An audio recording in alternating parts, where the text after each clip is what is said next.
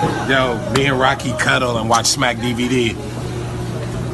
I don't cuddle. I be licking this nigga braids like. Free rock him. I might fly to Sweden to free him. Braid my wig, ASAP tat on my ribs. Switch with him, then I can fuck all the sweet men that I wanna. Actually, I'm gonna heat it up real quick, motherfucker. I'm LeBron. Listen, Flex, we just met, but I know it don't seem like R. Kelly wet dreams. I always keep 16s, nigga. Hey, ASAP Rocky, shake that ass. Hey, yo. Shake it on Jaden. He next to you. He might like it with his weird ass. Hey guys, it's me, Tyler, here with Esmeralda. I adopted her from Mexico. Me and Flex looking in the index for buff net niggas just for some hot butt sex. Okay.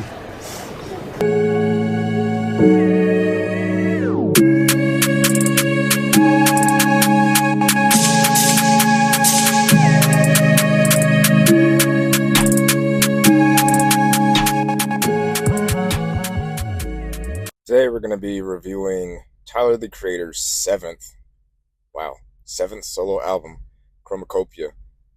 Just some of the outlining thoughts about it is you can hear the Kanye influence with some of the chants and some of the distorted sounds on this album. Like, you can kind of tell he probably was a fan of Jesus.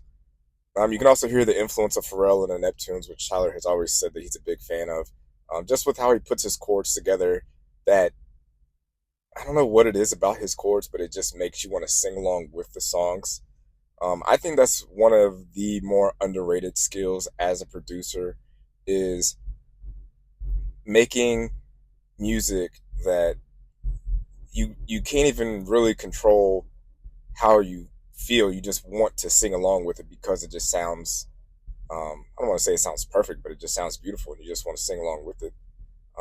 I feel like in another life, Tyler the Creator is one of the greatest R&B / pop songwriters, you know, with just based off of his hooks alone. Like, if you listen to Like Him, Darling I, Judge Judy, the chorus for Mask Off, those are some amazing choruses. Like, bravo to him for doing that. He's always been good at putting choruses and the chords. Like, you add those two together, it's just like, it's magic pretty much. And I think this album probably puts Tyler in the conversation for the best producer rapper ever.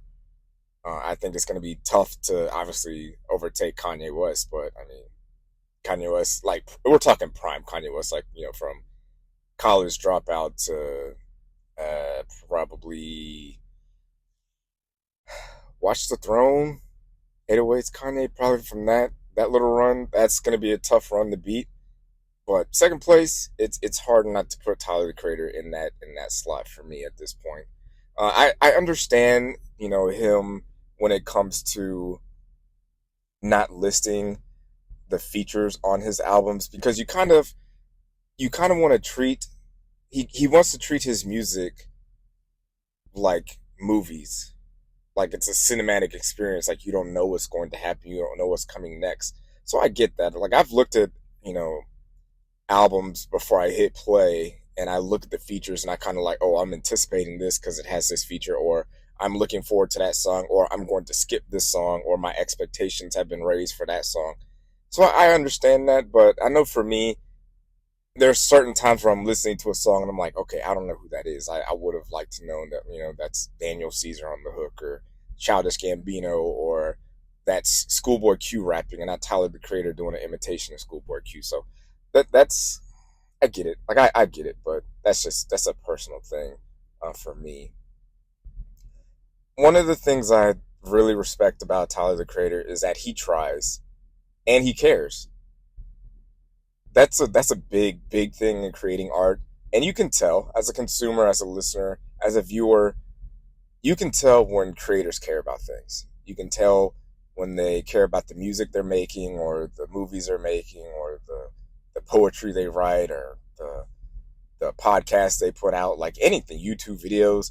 And you can also tell that he's pushing himself creatively to be better than he was before, and if not better, to try to be different.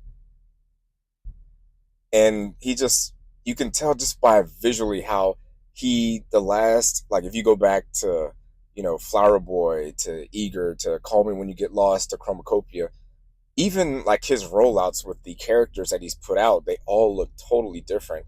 And I'm willing to bet that if you were to take, 95% of the songs from Chromacopia and try to fit, a few songs from Flower Boy on it, they wouldn't go together because they sound so different.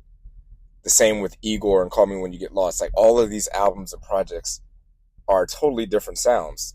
And that's because he's pushing himself creatively to his limit.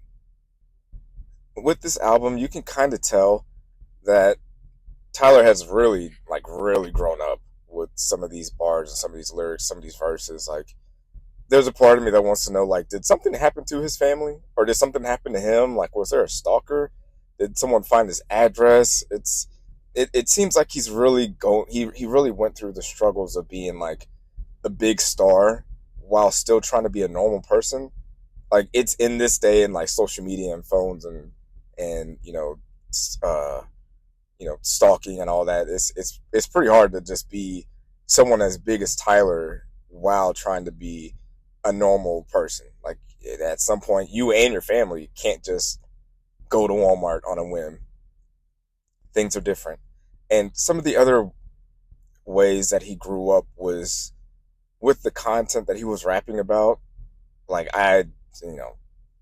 rapping about how, the difficulties that Black people have, going out with their natural hair, telling stories about contemplating abortion and dealing with mental health struggles, aging, growing up with a father.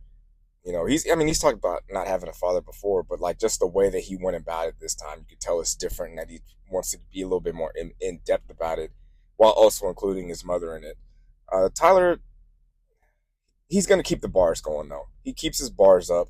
You can listen to like the infectious, sticky Take Your Mask Off, which I'm surprised people aren't taking that first verse on Mask Off, or Take Your Mask Off, as a shot at Drake. Thought I Was Dead. Like, Tyler loves to sing and put together great choruses, but this man is not going to let you forget that he's one of the best rappers out there.